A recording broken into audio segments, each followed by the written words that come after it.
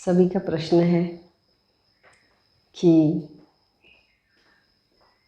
अगर कोई स्थान पर सेवा की वृद्धि नहीं होती है तो इनका कारण अपनी कमी है या धरनी ऐसी है। तो सबसे पहले हम देखेंगे कि जहाँ भी ऐसी सेवा रुक जाती है, ठहर जाती है, स्टूडेंट आने कम हो जाते हैं, तो फिर सेवा के जितने भी साधन होते हैं, जिस प्रकार से अनेक प्रकार से उनकी सेवा कर सकते हैं। उसमें सबसे पहले है कि प्रदर्शनी से सेवा, क्योंकि ये प्रदर्शनी से सेवा जो करते हैं उसमें फेस टू फेस उनको समझाते हैं, उनका चेहरे पर का भाव भी देखते हैं। और उसके बाद शिविर का एक फॉर्म भराया जाता था, और शिविर का जब फॉर्म भराए जाते थे तो उनको ज़्यादा समझने के लिए लोग आते थे। तो ऐसे हर संडे को एक प्रदर्शनी रखते थे और उसमें बहुत लोगों की ज़रूरत नहीं पड़ती थी। 4-5 भाई होते थे जो चित्र लगाने के लिए 7-8 चित्र लेके जाते थे और अपना टिफ़िन भी साथ साथ ले जाते थे और सारे दिन सेवा करते थे। तो बहुत लोग, और फिर माइक भी रखते थे, अनाउंस करते थे। और वो जो प्रोग्राम होता है स्कूल में ही रखते थे, क्योंकि स्कूल में संडे को ही रखते थे, क्योंकि संडे को छुट्टी होती थी तो बहुत सुविधा मिलती थी, बड़ा ग्राउंड मिलता था। तो ऐसे हर संडे का एक प्रोग्राम रहता था जिसमें अनेक प्रकार के लोग भी आते थे। और जब शिविर होती थी तो बहुत कम आते थे, लेकिन उसमें से दो तीन तो मतलब आ ही जाते थे। ऐसे हर जगह पे हर संडे का प्रोग्राम रहता था। और उसमें भी जब भी बहुत दूर होते हैं तो कम भी हो जाते थे, लेकिन ये प्रोग्राम चलता ही रहता था। तो ये बहुत सक्सेस प्रोग्राम था। दूसरा है कि जब भी कोर्स कराते हैं वो भी अच्छा होता है, लेकिन कोर्स करने के टाइम कभी होता है कभी नहीं होता है, तो वो भी देखना पड़ता है कि उनको 2 दिन कर दिया, तीसरे दिन नहीं भी आया, धीरज रखनी पड़ती है। जितनी हम धैर्यता रखते हैं तो सक्सेस भी होते हैं, तो धैर्यता रखनी पड़ती है। और तीसरा है कि छोटे छोटे ग्रुप में संगठन में उनको बुलाते हैं। तो जब छोटे छोटे ग्रुप में संगठन में उनको बुलाते हैं तो बहुत प्यार से बुलाते हैं, उनके लिए थोड़ी छोटी सी गिफ्ट रखते हैं, तो वो आ जाते हैं। और फिर हर तरह का प्रोग्राम जब होता है तो एक ग्रुप को छोड़ते नहीं हैं, उनमें जितने भी होते हैं उनको भी बुलाते, आसपास वालों को भी बुलाने जाते थे। तो छोटे छोटे ग्रुप, उसके बाद कभी सेमिनार रख देते थे, कभी कंपटीशन रखते थे, कभी इनामी जो अव्यक्त वाणियाँ होती है, व्यक्त वाणियों की इसकी भी हम एग्ज़ाम रखते थे, जिससे है ना तो सबका उमंग उत्साह बहुत बढ़ जाता था।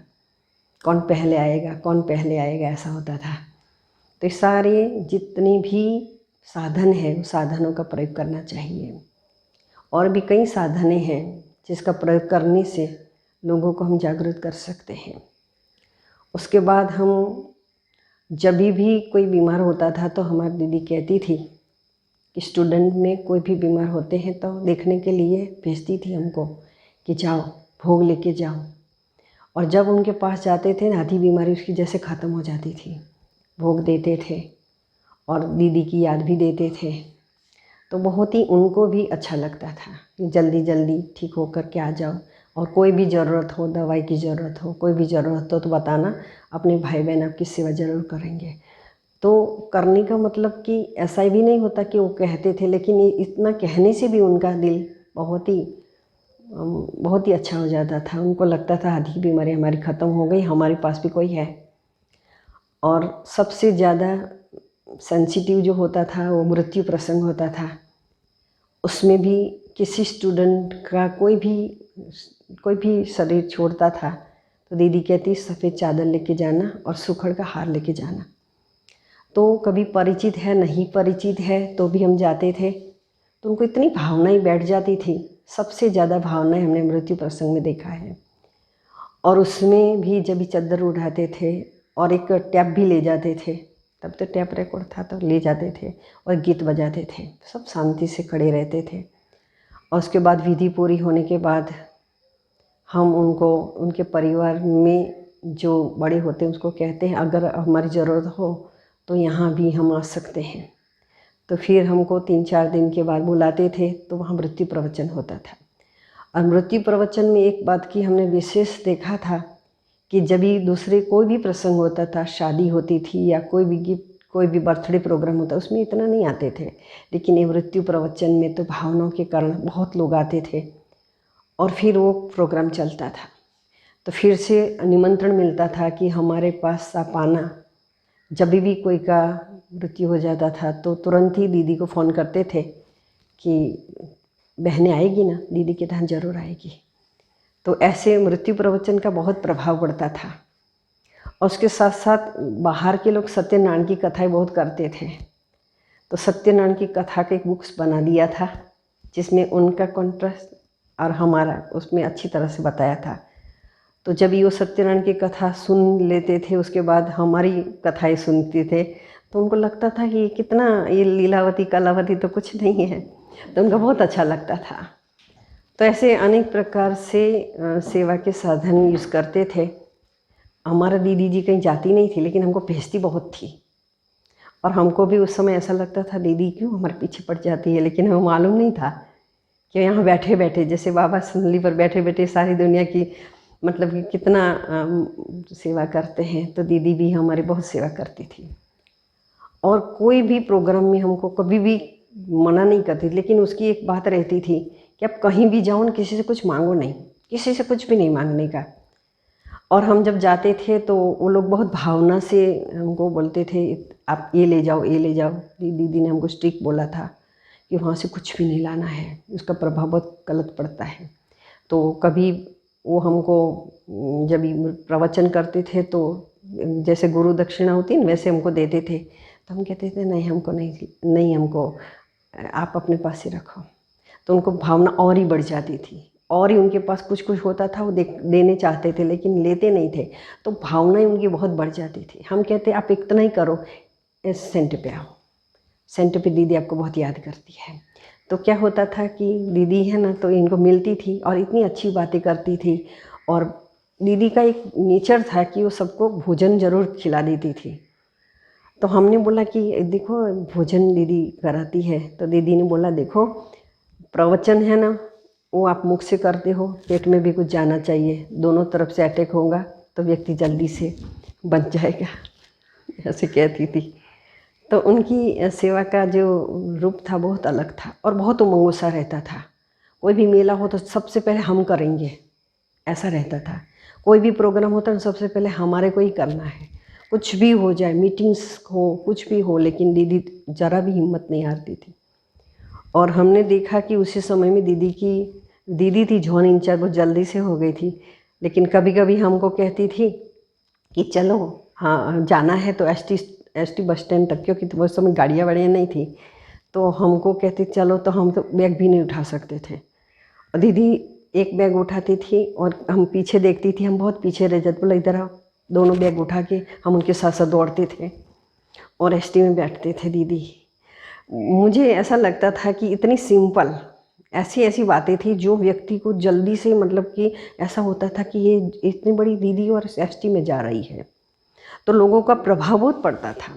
तो सेंटर पर मतलब कि जब भी दादी जी भी कहती थी जब सेंटर में शो नहीं करोगे कोई भी प्रकार का, मीडियम रहोगे, तो आपके स्टूडेंट आपका कहना मानेंगे।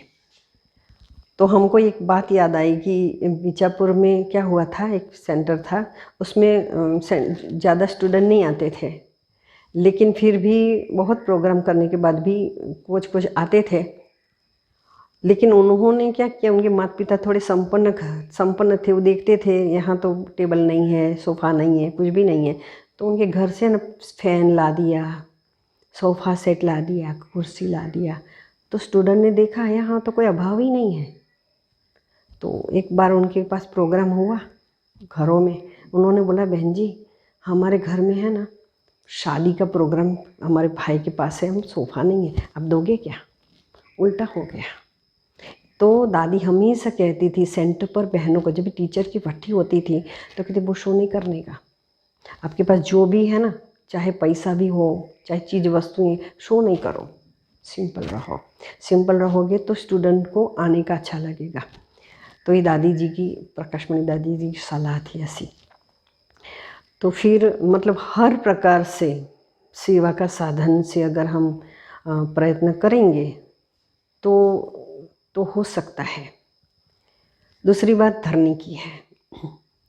कभी कभी धरनी भी ऐसी होती है जिससे निकलना बहुत मुश्किल होता है। ऐसे हमको अपना अनुभव एक है कि हम तभी सेंटर पर रहते थे और सर्विस भी करते थे, लेकिन दीदी को हमको ऐसा कहती थी 1 मास की छुट्टी लो और सब जगह पे जाओ, तो हमको भेजती थी। तो एक बार हमको सिद्धपुर में भेजा था। अब सिद्धपुर ऐसा गांव था जिसमें स्टूडेंट 10 था, 10 ही रहते थे, कितने साल तक 10 ही थे। तो हम वहाँ गए तो स्टूडेंट तो क्लास करके चले जाते थे और उसके बाद हमको कहते हैं कि अभी घर के सफाई करनी है। तो वहाँ 2 मंजिल का मकान था और जिसने दिया था ना, बस भावना से दिया था, क्योंकि नीचे की जो स्टोर था, नीचे का था रूम, उसमें क्या था कि वो कोठियाँ रखी थी, कोठियाँ होती, उस पर दीपक जलता था। तो वो कहती है कभी आप बुझाना नहीं और ऐसे ही रहने देना। तो वहाँ है ना, तो ये कपड़े धुलाई करने का रहता था, नल बल सब वहाँ नीचे था। तो हम जब जाते थे ना, तो एक प्रकार का, वो बहन के साथ ही जाते थे लेकिन डर रहता था, उतना भय लगता था। तो अब ठंड ठंड होता था, अंदर से धक धक होता था। तो हमने बोला कि अरे 1 दिन हो गया, 2 दिन हो गया, 3 दिन हो गया, जब भी वो 9 बजता था तो हमको अंदर से भी कपड़े धुलाई करने जाना है। हमको लगा ऐसा क्यों है, ऐसा क्यों होता है। तो बहन ने हमको बताया कि देखो, इसने बताया नहीं हमको कुछ भी, लेकिन उसने बोला कि 6 बजे के बाद है ना हमको निकल जाना है यहाँ से। और गीता पाठशाला बहुत बनाई थी उन्होंने। गीता पाठशाला में बहुत स्टूडेंट, क्योंकि वो बहन जैसी वैसी नहीं थी, वो शिविर कराती थी, बड़े बड़े मेलों में शिविर कराती थी। वो बहन जी बहुत अच्छी थी और बचपन से ज्ञान में चलती थी, तो नियम धारणा भी बहुत अच्छा था, श्रीमत पर बहुत एक्यूरेट चलती थी। तो हमको बोलती थी कि चलो आज हम इस सेंटर पे जाएंगे। तो हम यहाँ क्यों नहीं रहने का, तो कभी उसने मुझे बताया नहीं। लेकिन उस सेंटर पर बड़े बड़े लोगों को भी उन्होंने बुलाया था, जैसे रामलोचन भाई आया, सूरज भाई आया, सबको बुला के देखा, बड़ी बड़ी बहनों को बुलाते थे। लेकिन फिर भी वहाँ ऐसा ही माहौल रहता था। तो हमने एक बार हम तो 15 दिन से ज़्यादा नहीं रह सके, हमको तो बहुत डर लगता था। तो मैं तो आई, फिर मैं दीदी को पूछा, दीदी वहाँ तो बहुत डर लगता है। तो वो जो इस भाई ने दिया था ना, उसकी युगल थी ना, वो बहुत ही अच्छी थी। हमने उसको पूछा कि आपने जो दिया है ना, बोला वो क्या हमारे पूर्वज है ना, वहाँ मतलब कि कुछ ऐसा रहता है ना, इसलिए हमको मतलब कि करना पड़ता है।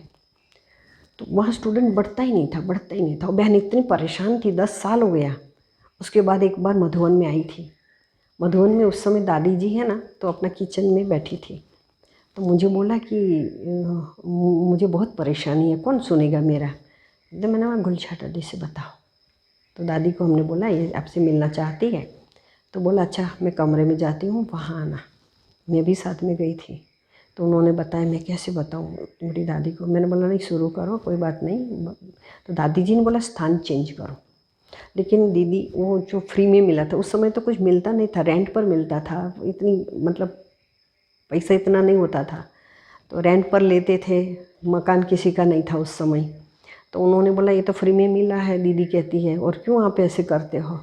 लेकिन दादी ने कहा नहीं थोड़ा चेंज करो, भले वो भी रखो ना। तो दूसरा चेंज किया। दूसरा चेंज जैसे ही किया ना, इतने लोग बढ़ गए।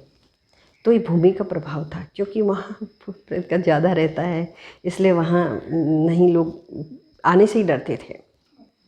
दूसरा एक मुझे प्रसंग याद आता है धरनी के बारे में। जबकि ये महाभारत का युद्ध था। महाभारत का युद्ध में जब ही निश्चित हो गया कि अभी होना ही है, कौरव तो अधर्म और अनीति में था और पांडव तो धर्म के मार्ग पर चलते थे और एक ही परिवार के थे। सभी सगे संबंधी ही थे, किसी का मामा, किसी का चाचा, किसी का भाई, ऐसा ही था, उस पूरा परिवार था। अभी परिवारों के बीच में युद्ध। तो श्री कृष्ण ने अपने दूतों को बुलाया कि आप जाओ, सब जगह पे तलाश करके आओ कि युद्ध करने के लिए ऐसी भूमि हो जो यहाँ जहाँ युद्ध कर सके। तो सब जगह पे जा कर के दूतों ने अपनी अपनी बातें बताई। उसमें एक दूत ने बताया कि हम जिस जगह पे गए थे वहाँ एक प्रसंग बना था। वो क्या प्रसंग था कि वो जो खेत जोता था और उसमें पानी बहता रहता था, तो बड़े भाई है ना, उसको वो जो पानी बहता रहता था तो वो जोत नहीं सकता था, तकलीफ़ होती थी। तो उसने छोटे भाई को बोला कि जो मेड है, जो होल है, उसको आप भर दो, क्योंकि बारिश का पानी बहता रहेगा तो हम काम नहीं कर सकेंगे। तो उसने इतना ज़ोर से बोला, तो उसने उससे सामने से बोला, आपको करना है तो कर दो, मैं नहीं करूँगा। तो उसको इतना गुस्सा आया, इतना गुस्सा आया, इतनी उसको इस पर नफ़रत आ गई। उसने बोला कि उसको, वो उसके हाथ में जो चाकू था, चाकू लेके उसको गूद करके मार दिया। उससे भी उसको शांति नहीं हुई, नफ़रत इतनी हो गई थी कि उसको घिसड़ के ले गया और जहाँ वो मेट था, जहाँ होल था, जहाँ से पानी आता था, उसमें उसको घुसा दिया, लातों मार के उसको घुसा दिया। तो फिर श्री कृष्ण ने कहा ये भूमि अच्छी है, क्योंकि वहाँ भाई भाई से प्रेम नहीं रहेगा। जब ये परिवार है और परिवार है तो इसमें अगर प्रेम जागृत हो गया, अगर उसमें कोई ऐसी बात आ गई, मोह आ गया, तो ये युद्ध होगा नहीं। अभी युद्ध भाई भाई के बीच में कराना था, तो इसलिए भाई भाई के बीच में युद्ध कराना है। तो उसने बोला ये अब उपयुक्त जगह है, और उसका नाम था कुरुक्षेत्र। वहाँ वो पसंद किया और उसको चुना गया। और आपने देखा होगा कि महाभारत युद्ध में लाखों करोड़ों मर गए होंगे, पूरी जो धरनी थी वो लाल लाल हो गई। इतना मतलब, क्योंकि ये धरनी ऐसी थी जिसमें नफ़रत था, गुस्सा था, एक दूसरे की बहुत बदला लेने की भावनाएं थी, बहुत कुछ था, जिसके कारण वाइब्रेशन, जो अशुद्ध वाइब्रेशन होता है, जो नफ़रत का वाइब्रेशन होता है, घृणा का वाइब्रेशन होता है, वो बहुत समय तक ज़मीन में रहता है, बहुत समय तक निकल नहीं सकता। तो इसलिए युद्ध वहाँ ऐसे हो गया। दूसरी भूमि की बात याद आती है। इस श्रवण कुमार को अपने माता पिता से बहुत प्यार था। उसने समझा कि कभी भी उसको दुख नहीं देता था, कभी भी दुख नहीं दिया उसने। उसके माता पिता की एक इच्छा थी कि हमें यात्रा करा दो, तो यात्रा कराने के लिए कावड़ लेकर के उसमें 2 पल्लों में उनको बिठाया और चलने लगा। चलते चलते जब यात्रा पूरी होने लगी, तभी श्रवण को पता नहीं क्या सोच चला। उसने बोला अभी मुझे आपको पैदल चलाना ही पड़ेगा। तो उसने कावड़ नीचे उतारा और उसको दोनों को नीचे उतारा और बोला चलने लगा। तो उसके पिताजी ने कहा कि ये भूमि है ना, जल्दी जल्दी पार करनी पड़ेगी, जल्दी जल्दी पार करनी पड़ेगी। तो वो जैसे भूमि पार हो गई तो श्रवण को अंदर से ऐसा हो गया, मैंने ये क्या किया। फिर से उसको कावड़ में बिठा दिया और फिर उसको जब ले गया, तभी उसने पिताजी को पूछा ऐसे कैसा हो गया। उसने बोला तेरा कोई दोष नहीं है, ये भूमि का दोष है, क्योंकि भूमि जो हमने पार की वो थोड़ा सा टुकड़ा था ना, उसमें बहुत ही युद्ध होता था, बहुत ही नफ़रत और बहुत की भावना। तो तेरा सोच है बदल गया। तो जैसे भूमि होती है वैसे सोच भी चलती है। इसलिए जो जितना भी मतलब कि बाबा कहता है कि भूमि को देखो, और हमने भी देखा है कि जब भी पाठशाला खुलती है उसके बाद सेंटर खुलता है, जब ज़मीन लेते हैं तभी हमने देखा है कि बहुत 15 दिन तक भट्टी कराते हैं ज़मीन पे। वहाँ संदल नहीं होती है, लेकिन ऐसे ही एक चटाई लेकर के करते हैं। और जब भी वो बनता है तभी भी जल्दी नहीं जाते हैं, एक मास तक भट्टी रखते हैं। बहुत सारे स्टूडेंट होते हैं, रात दिन भट्टी चलती है और एक मास के बाद वाइब्रेशन सब ठीक हो जाता तभी वो सेंटर खुलता है। ऐसे बहुत सारे सेंटर्स में जब भी ये विधि होती है, और विधि ऐसे ही रहती है, जब भी सेंटर खुलना है भट्ठी शुरू, तो ये वाइब्रेशन एक मास के भट्ठी के भाई बहनों के वाइब्रेशन होते हैं, तो ये वाइब्रेशन बहुत ही काम करते हैं। तो ये धरनी का प्रताप है। और दूसरा है कि कमी कमजोरी, कमियां तो सभी में होती है, फिर भी कई सेंटर बहुत अच्छा भी चलता है और कई सेंटर देखो तो नहीं चलता है। और वो नहीं चलता है, उसका वजह हमारी कमियां भी होती हैं, इस कमियों के कारण भी बहुत नहीं चलता है। दूसरा है कि एक लोकेशन ऐसा होता है, लोकेशन स्थान पसंद करते हैं।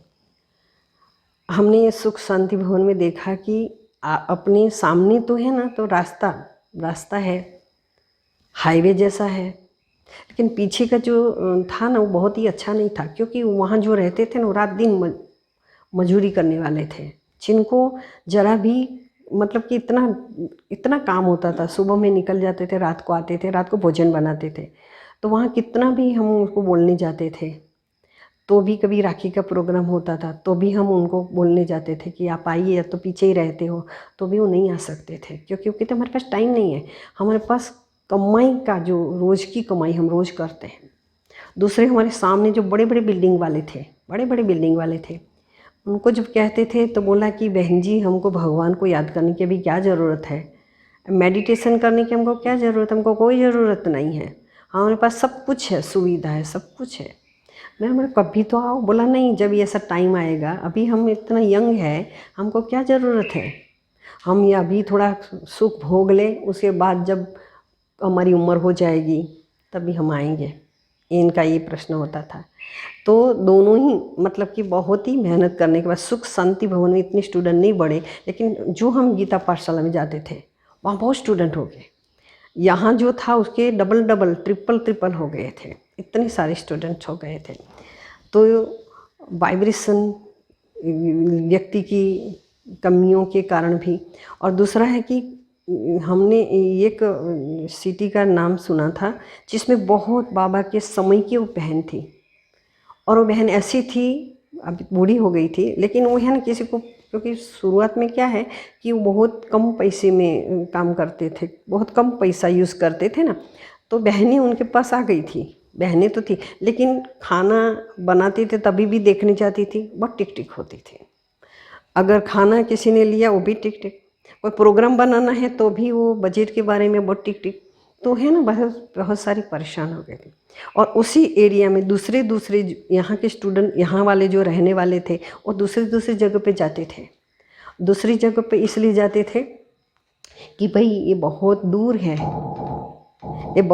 है, तो आप यहाँ खोल दो ना। तो कहते हमारे एरिया नहीं है, हम क्या करें, हमारे एरिया नहीं है, इसलिए आपको यहाँ आना पड़ेगा।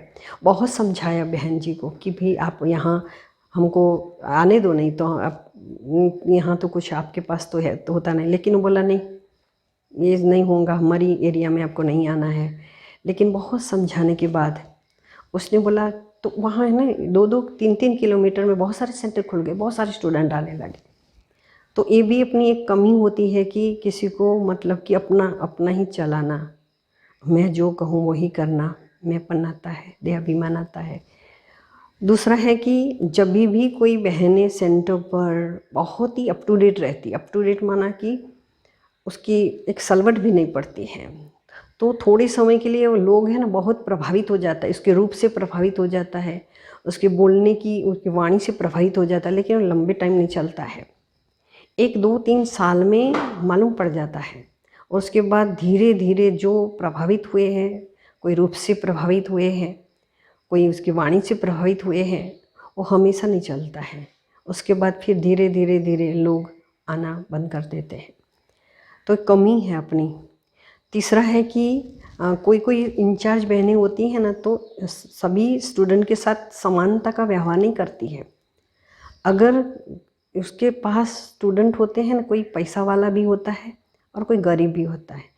कोई ऐसा होता है जो धन की सेवा नहीं कर सकता, लेकिन तन और मन से बहुत सेवा करते हैं। जब भी बहन बुलाती है तभी वो आ जाते हैं, ऐसे लोग होते हैं। तो बहनें होती हैं ना, तो उनको जब पैसे की जब ज़रूरत होती है तो पैसे वाले को ज़्यादा पूछते हैं, और वो सारे दिन काम करते हैं, उसको पूछने का नहीं होता है। एक बार एक बहन ने क्या किया कि बहुत उनके पास जो आते थे, मेहमान आते थे, उसमें पुराने जो थे वो बहुत समय से उनके पास पैसा, मतलब भंडारी देते थे, बहुत पैसा देते थे। लेकिन एक बार क्या हुआ कि एक नया भाई आया, 2-3 दिन से आता था, वो भी गाड़ी लेके आता था। बहन जी को मन में क्या हुआ मालूम नहीं, उसने 2 पैकेट बनाया और गोल्डन पेपर में, तो एक छोटा था एक बड़ा था। छोटा था ना, बोला ये तो नियमित आता ही है, उसको छोटा दिया, उसको बड़ा दिया। छोटी सी बात थी, लेकिन जब भी उसकी युगल बैठी थी जिसने बहुत पैसा यज्ञ के लिए दिया था, तो उसको लगा कि देखो ये छोटे और बड़े पैकेट में इसको गुस्सा आ गया। उसने अपने घर में बोला कि अभी हमको है ना, क्या है, इनको तो अभी मिलता रहता है, हमको क्या ज़रूरत। मतलब कि छोटी सी बात थी, लेकिन छोटी सी बात ने बहुत बड़ा रूप ले लिया। तो ये कमी बहनों की ऐसी होती है जिसके कारण स्टूडेंट को अंदर से मनमुटाव हो जाता है, अंदर से ये हो जाती है। हमारे वहाँ ऐसा था कि हमारी दीदी का एक गुण था कि वो शरबत बनाती थी तो बहुत सारे लोग बैठ जाते थे ना कुर्सी में, तो देखती थी कि बहुत लोग बैठे हैं, तो दूसरी बहनें क्या करती थी, 3 बैठे उसको देती थी, बाकी को नहीं देती थी। दीदी ने बोला क्यों ऐसा किया? बोला कि अपने पास 3 ही नारियल का पानी है, क्या करें। बुद्धू ऐसे कहा, तुमको है ना, इनको देखने गए, अपने पास नींबू कितने हैं, इसका शरबत बना देना चाहिए ना। ऊपर आगे वाले को तो 3 दे, लेकिन पीछे वाले को भी दे ना, वो थोड़ी एक दूसरे को पूछने जाएंगे, कुछ नहीं, ऐसा नहीं करना चाहिए। और दादी निर्मल संता भी ऐसा कहती थी कि जब भी हमें कुछ भी काटती थी, समान समान टुकड़े काटती थी, कि कोई भी ब्रह्म भोजन में इसके में बहुत ज़्यादा है, इसमें कम है, उसमें भी झगड़ा हो जाता था। तो इसलिए एक बहन है ना, वो जो काटती थी ना, वो जैसे वैसे काट के रख दिया, तो दादी ने देखा क्यों ऐसा किया, किसी में बड़े बड़े टुकड़े जाए गए, किसी में छोटे रहे, तो तुरंत ही उसके मन में संकल्प चलता है, तो मन में संकल्प ही ना चले ऐसा ही काम करना है। तो ये दादियों की कितनी दूरदर्शिता थी, जो मतलब कि सेंटर में ऐसे चलता था। अभी एक दूसरा सेंटर था, उसमें हमने देखा था कि उन्हों को जब ये सेंटर दिया था ना, तभी कुछ नहीं था, कुछ भी नहीं था। और दीदी हमेशा परेशान रहती थी कि इनको दिया है, देखो 2-2 मास में बहनें चेंज, 2-2 मास में चेंज, क्योंकि वहाँ 3 भाई ऐसे रहते थे, 3 बहनें रहती थी, एक भाई एक बहन को दूसरे ये सब चलता था। और उनको अंदर से था कोई स्टूडेंट आने नहीं देना है, और वो थोड़ा थोड़ा पैसा भी देते थे, तो ऐसा चलता था। एक बार है ना, तो बाबा को पूछा कि बाबा भी किस बहन को भेजे, तो एक बहन को बताया उसने, इसको भेजो। वो थोड़ी स्ट्रांग भी थी, लेकिन जब भी पहले गई ना तो कुछ नहीं किया उसने योग तपस्या शुरू किया। योग तपस्या शुरू करने के बाद उसने क्या किया कि बहनों को देखा, भाइयों को देखा, क्यों ऐसा होता था वो सारा देखा। उसके बाद उसने है ना, तो किसी से कुछ भी लेने के लिए इनकार कर दिया, हम कुछ भी नहीं लेंगे, हमारी बहनें ब्रह्मा भोजन बनाएंगी, ब्रह्मा भोजन कहीं और जगह पर होगा नहीं, कोई भी इसमें इन्वॉल्व नहीं होगा, हम बनाएंगे, हम खिलाएंगे। तो उस सेंटर में ऐसा था कि बहुत सिंपल थे, वो भी पैसा बहुत आता था, लेकिन सिंपल बहुत थे। पर्दे सफ़ेद पर्दे ही होते थे, कोई रंगीन रंगीन पर्दे नहीं।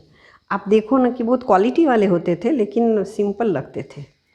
कोई कमी नहीं थी साधनों की, लेकिन साधन जो था ना, वैसे सोफ़ा, लेकिन भले इतनी कीमत का हो, लेकिन बहुत सिंपल, वही डिज़ाइन कुछ भी नहीं। तो लोग आते थे, सिंपल देखते थे कि देखो सेंटर तो ऐसा ही होना चाहिए, मतलब। और इस प्रकार से लोगों को लगा कि अब बहनों को कभी बाज़ार में नहीं गई, कभी भी बाज़ार में नहीं जाती, कुछ भी लेने के लिए बाज़ार में नहीं जाती थी। तो माताओं आती थी, उनको लगता बहनें क्या खाती होंगी, तो सब्जी देते थे, दूध देने आते थे। फिर देखती थी बहनों के चप्पल एक जैसे ही होते थे, किसी का फट गया, किसी का, तो देखती थी कि अरे आप लोग बाज़ार में नहीं जाते, नहीं, बाबा बैठा है ना। तो ये माताएं है ना, सबका वो ले जाती थी, माप ले जाती थी, और चप्पल सबका एक जैसा लाद के देती थी। और ये बहन की इतनी ये थी, हमने वो देखा कि सिंपल, वो ऐसी सिंपल थी कि वहाँ है ना, तो जो भी सामान, जैसे हमारे फैंसी सामान देते हैं ना, उसमें वो जो लिखेंगे ना, चाहे कोई भी साबुन, चाहे कोई भी क्रीम, तो सबको मिलती थी। और वहाँ है ना, तो 5 साड़ियाँ तो सबको बैग में होती ही थी। बाकी की जो साड़ियाँ होती थी ना उसमें नाम नहीं होता था किसी का भी, और वो प्रेस करके रख देते थे और वही उठा करके वो पहन लेते थे।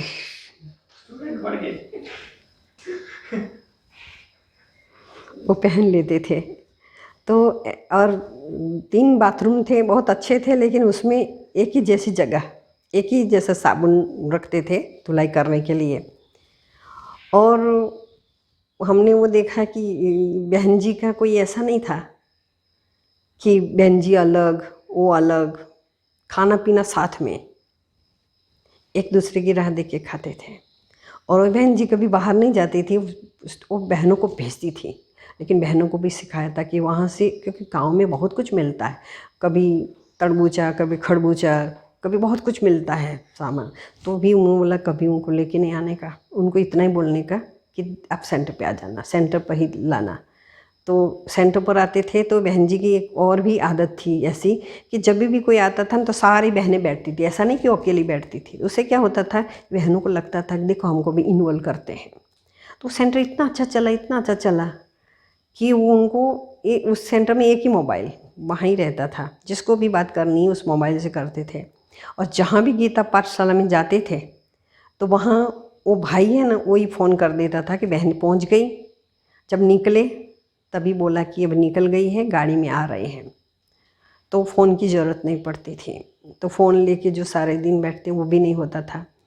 तो उनका सेंटर में इतना स्टूडेंट हो गया कि किसी के पास मोबाइल नहीं है।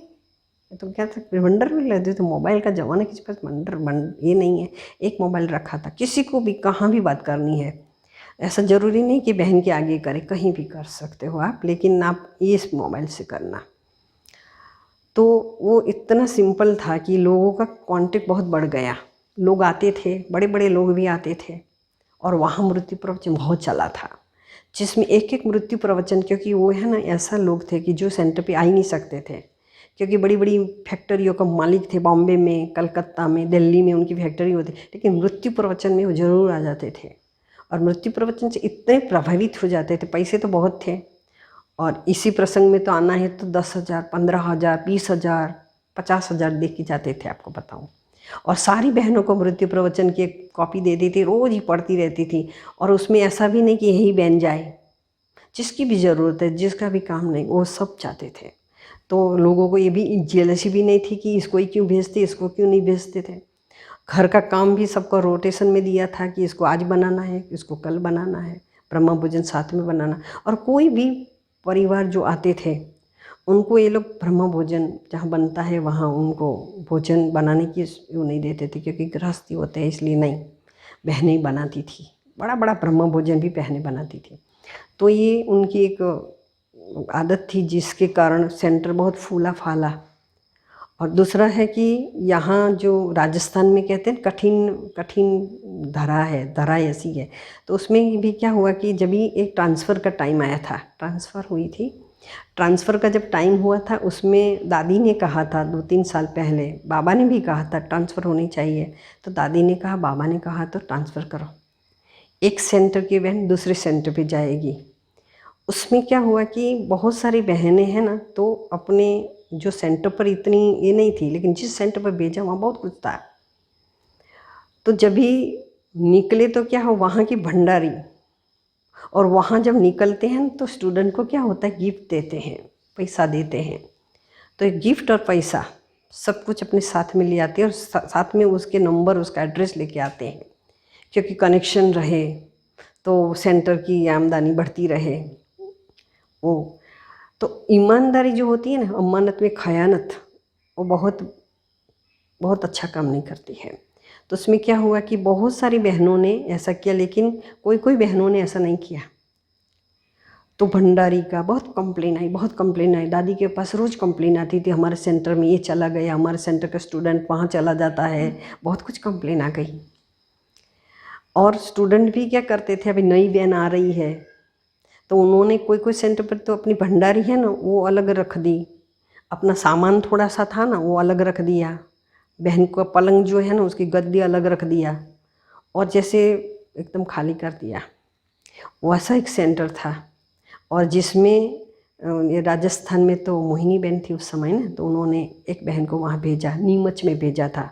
जब ये नीमच है ना 92-90 में इतना बना नहीं था, एक छोटा सा एक रूम था, उसमें लेटरिन बाथरूम भी ठीक नहीं था।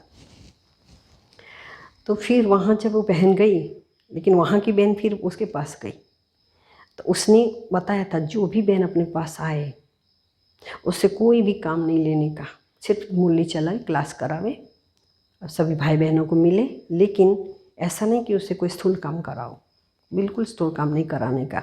उसकी इतनी पालना करनी चाहिए, उसको इतना अच्छा लगे यहाँ, तो ये कोई भी ये काम नहीं करने का, ऐसा बहन बोल के गई थी। फिर वो वहाँ जब गई तो उन्होंने तो ऐसा कर दिया था, तो उसने कुछ नहीं किया, उसने योग शुरू कर दिया था, योग तपस्या बहुत शुरू कर दिया। और इतना जैसे वहाँ उतने स्टूडेंट बहुत कम थे, क्योंकि धरनी कैसे ऐसी है, लेकिन उसने योग तपस्या किया, सब कुछ किया, और धीरे धीरे है ना सबके साथ उसका व्यवहार अच्छा, आसपास वाले ने देखा यहाँ तो बहुत शांति रहती है, बहुत अच्छा है। और फिर धीरे धीरे सेवा शुरू हुई, तो लोग अच्छे अच्छे लोग आने लगे। तो एक भाई आया, तो वो बहन को पूछा कि आप किस जात के हो। उसने बोला यहाँ जाति बाति का नहीं होता है, कोई भी आ सकता है, जाति की बात नहीं है। तो कहते हैं कि आपको कोई कमी हो, तो बोला कि हमारे ऐसे तो कुछ कमी नहीं है, लेकिन लेटरिन बाथरूम जो है ना उसमें पूरा ही कमरे में आ जाती है इसकी बांस। उसने बोला ऐसा है, उसने है ना 2 दिन में आप बताओ लेटरिन बाथरूम बना दिया, अच्छी तरह से बना दिया।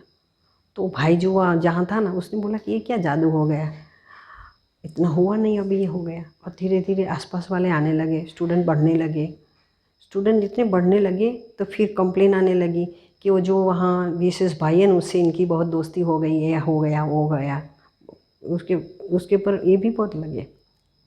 लेकिन फिर भी वो डरी नहीं कुछ, क्योंकि उसको कुछ भी नहीं था। लेकिन बहुत लोग आने लगे, फला फूला हो गया। जब भी वापस जाने का हुआ तो भाई ने बहुत इम्प्रेस हो गया था उससे कि बहन बहुत अच्छी सेवा करती है, कितनी श्रीमत पर चलती है, 2:30 बजे उठ करके योग करती है, और नियमित क्लास, नियमित योग, और सबके साथ, उनके साथ जो बहनें थी ना बड़ा बुरा व्यवहार भी करती थी, लेकिन उसने कभी नहीं किया। तो बहुत इम्प्रेस, बहनें भी बहुत इम्प्रेस हो गई और भाई भी इम्प्रेस हो गया। तब से लेके वो बहन को भाई हर साल कुछ भी प्रोग्राम होता है बुलाता रहता है। और फिर ये बहन जब वापस आई तो उसने इस सेंटर की इतनी महिमा की जाके कि बहन ने मुझे है ना इतना, जैसे माँ बाप भी नहीं पालना करते, इतनी पालना की। तो उनको इतना रियलाइज़ हो गया कि अरे रे हमने इतना इसको कितना दुख दिया। और जब भी वहाँ से जब निकली तो बहुत कुछ उन लोगों ने दिया, लेकिन उसने बोला कि सेंटर का है, अब सेंटर पे रहने दो, कुछ भी नहीं चाहिए। बोला पैसा तो ले जाओ, नहीं कुछ नहीं चाहिए, हमको कुछ भी नहीं चाहिए। तो जहाँ कुछ भी त्याग की बातें आती है, तपस्या की बातें आती है, इसलिए तो बाबा ने हमें समझ दिया है, ज्ञान दिया है कि भूमि कैसी भी हो, कुछ भी हो, लेकिन अगर तरक्की नहीं होती तो चेंज कर दो, लेकिन अपनी कमियों के ऊपर बहुत अटेंशन देना चाहिए। जब अपनी कमियों पर अटेंशन देंगे तो उसको भर सकते हैं। और दूसरी बात बताइए कि अगर ये सब कुछ होते हुए भी नहीं होता है, इतनी कमियां हैं, तो बड़ी बड़ी बहनों का आप साथ लो। भाई क्यों नहीं हो रहा है, हम लोग को साथ देते हैं तो साथ मांगो आप, और उससे क्या होगा कि वो साथ देंगे, अच्छी तरह से आपके पास आएंगे, प्रोग्राम करेंगे, तो हो सकता है कि तरक्की भी हो जाए। क्योंकि कोई कोई बहनों में कमी भी होती है कि भाई बोलना आता नहीं, कभी कोई में ऐसा होता है कि प्रोग्राम करने का मैनेजमेंट नहीं आता है। तो ऐसी ऐसी अच्छी बहनों को बुलाओ जो आपका प्रोग्राम सेट कर दे और आपको अच्छा भी हो जाए। तो ऐसी छोटी छोटी कमियां भी होती हैं ना, वो सेंटर को बर्बाद करने में बहुत ही एक होती है।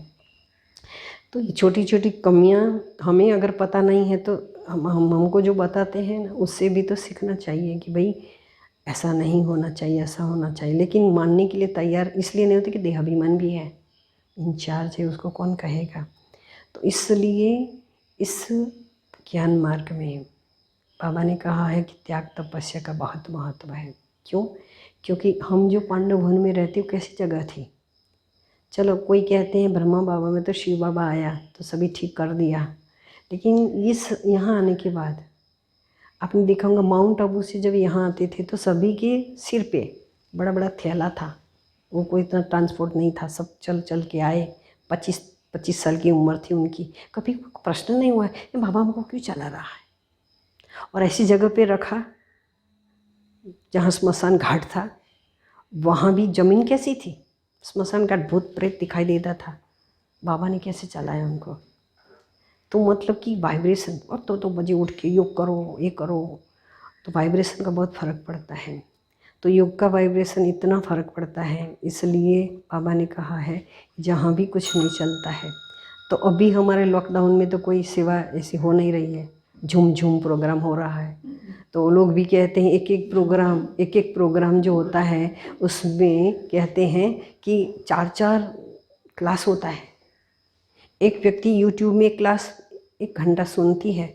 अभी सारा यूट्यूब में देखो, सारी दुनिया का भर का क्लास आता है। अभी इतना सारा आता है, चॉइस करना पड़ता है किसका सुने किसका ना सुने। नहीं, ऐसा ही होता है। नए नए लोगों का कौन सुनेगा। और सूरज भाई का सुनेंगे, शिवानी बहन का सुनेंगे, ऐसा सुनेंगे लोग भी।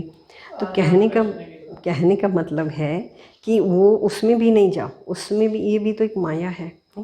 क्योंकि माया इसलिए है कि वो प्रोग्राम में जब एक बार नशा चढ़ जाता है ना, तो उसे उतरता नहीं है। आज हमने देखा, हमारी बहन जी है, वो 4 प्रोग्राम देती है, तो स्टूडियो ही बना दिया है। अभी वहाँ किचन में भी एक स्टूडियो बन गया है, जिसमें वो युवा का प्रोग्राम करता है। तो कहने का मतलब अभी हर कंप्यूटर रूम स्टूडियो बन गया है। अभी इतना स्टूडियो में इतना प्रोग्राम आ रहा है। तो इसलिए बाबा ने कहा लॉकडाउन जो है ना, उसमें 2 प्रकार से काम करो। यहाँ बैठे बैठे सेवा भी करो, लेकिन योग तपस्या बहुत इम्पोर्टेंट है। जो हमें समय मिला है, उस समय भाषण करने से भी ज़्यादा हमें योग तपस्या में ध्यान देना है, क्योंकि यहाँ का वाइब्रेशन दुनिया तक जाएगा। हम सेवा करें, लेकिन योग से हम वाइब्रेशन बनाएंगे। तो आप देखो पांडव भवन का वाइब्रेशन जो है, ज्ञान सरोवर का इतना नहीं, ज्ञान सरोवर के दौड़ दौड़ के आते हैं। शांतिवन का वाइब्रेशन, तो हर जगह का अपना वाइब्रेशन होता है। और भगवान ने हमको ऐसी अपनी तिजोरी में बिठाया है जहाँ सब सुखद वाइब्रेशन है। इसलिए हमें भी जो भी सेवा करनी है 2 प्रकार से करें, वाणी से भी करें, लेकिन मनसा से ज़्यादा करें। वाइब्रेशन यहाँ से हमें हर जगह फैलाना है। ओम शांति।